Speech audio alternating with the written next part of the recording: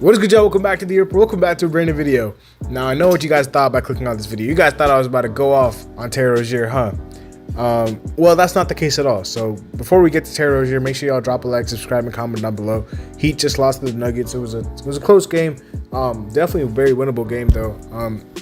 And still a frustrating loss. You know, ended the 5-game winning streak and stuff. But that's not the point of today's video. Today's video, we're going to be talking about Terry Rozier. There's been a ton of discourse about him from Heat Nation on social media, Reddit, Twitter, that type of stuff. So we're going to talk about him. We're going to talk about what we think about Terry Rozier 2 to 3 weeks into his Heat tenure. And this might be like a little bit of like a rant type of video. It's not really too much that we're going to be talking about besides Terry Rozier, because I feel like everything else, you know, we already kind of know. But Terry Rozier is like the new addition to this team, the biggest addition this season. He is the guy we're going to be focusing on because it's been a couple of weeks now. It's been a couple of weeks, and I guess if I had to give one phrase, I guess, to describe Terry Rozier's play or Terry Rozier's time in Miami so far, I would say up and down. And the reason it's up and down for me is because I've seen a lot of flashes from Charlotte.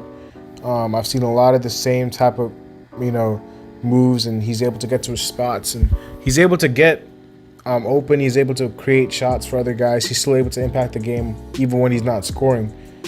But obviously, as we can all see, and even from last night's game where he airballed 4 times, the shot is just not there, and it hasn't been there. Now, I will say, you know, I'm not talking about before the injury, but specifically against Portland and against Denver last night, you can tell that his legs are just not there. And Reggie Miller was talking about his lift the entire game, how he has 0 lift on his jump shots. When you have a knee sprain, it is very, very difficult to just come back and just act like nothing happened. It's going to take him some time to get back to what he was before the knee sprain, man. It's going to take him a little bit. Terry Rozier is a guy that I feel like is a very talented basketball player, and I feel like he's a hooper. The thing about Heat fans is, I love Heat fans. You know, we all love Heat fans. We're Heat Nation. We bleed red and black and white, and we love Miami. We love the Heat. But Heat fans, the one bad negative thing about Heat fans is that they are very, very quick to judge players based on very small sample sizes.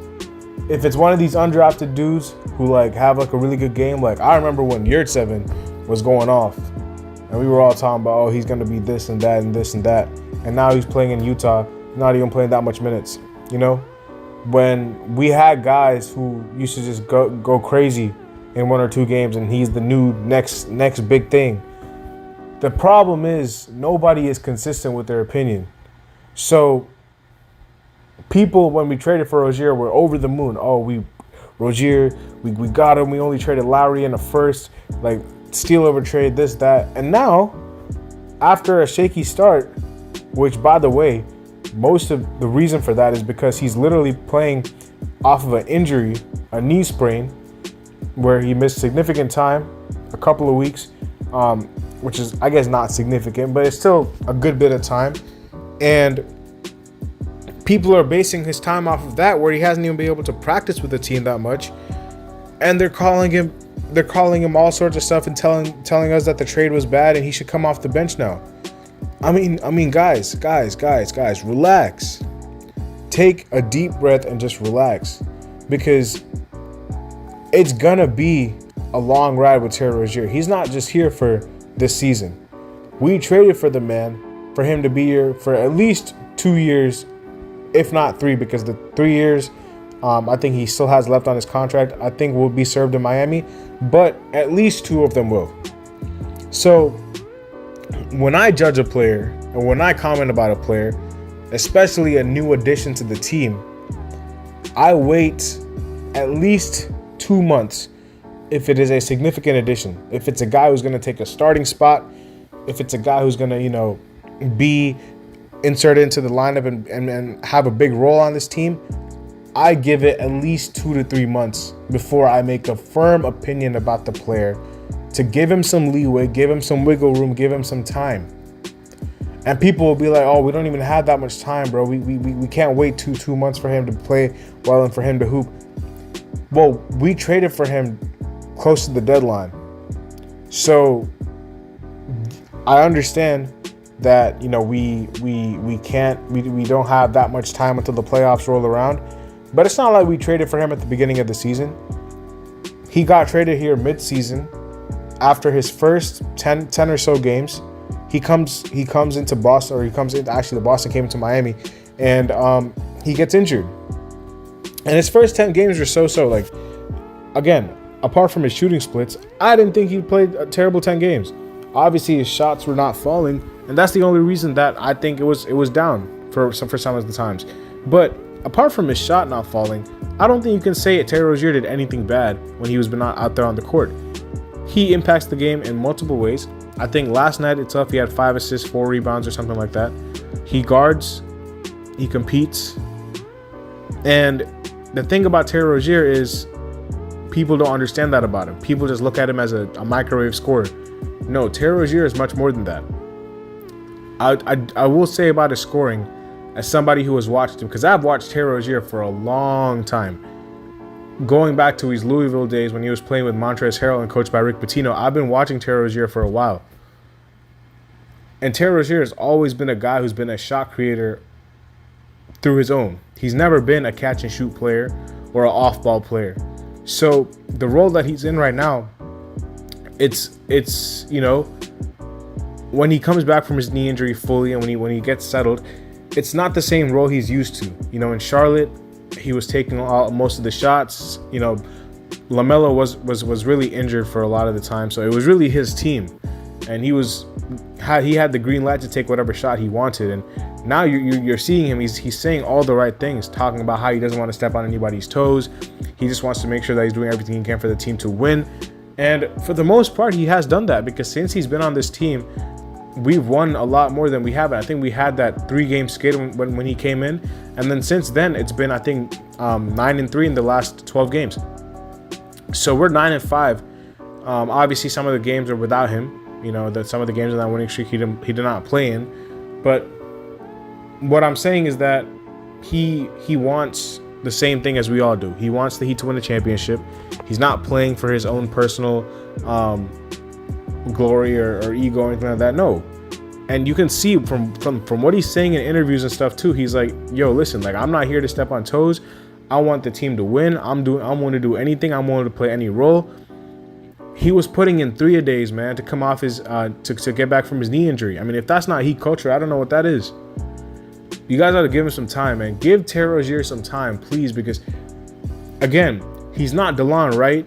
He's not one of these other like smaller additions who you can just plug and play.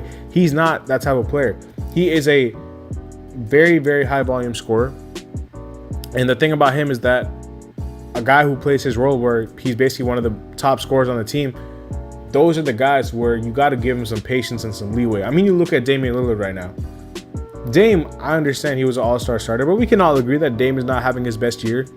He's probably having one of his worst years in the last 6 or 7 years.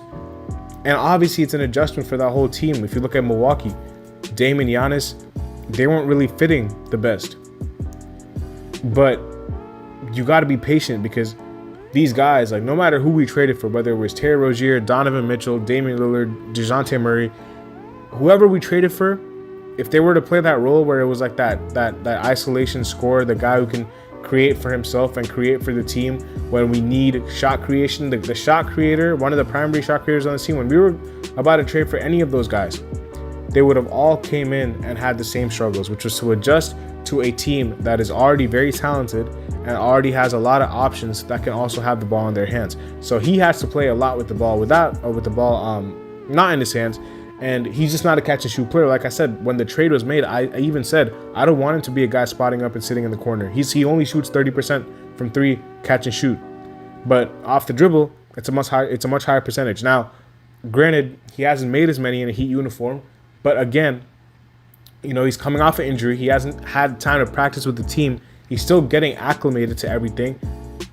On top of that, getting hurt and having a knee sprain, which is not like a minor injury. People are going to think it's a minor injury because he came back in 2 to 3 weeks. But no, just because he came back in a couple of weeks doesn't mean it's a minor injury, because a knee sprain is still a knee sprain. And you could see last night clearly the knee sprain affected his shot and affected his play. But regardless of his shot and his play, he's still going out there helping the team contribute, win games.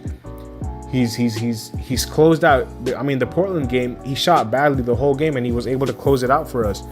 Even against Denver, he hit a couple of big shots down the stretch. Even though he airballed a couple of threes, he will compete, man, and he has that dog in him.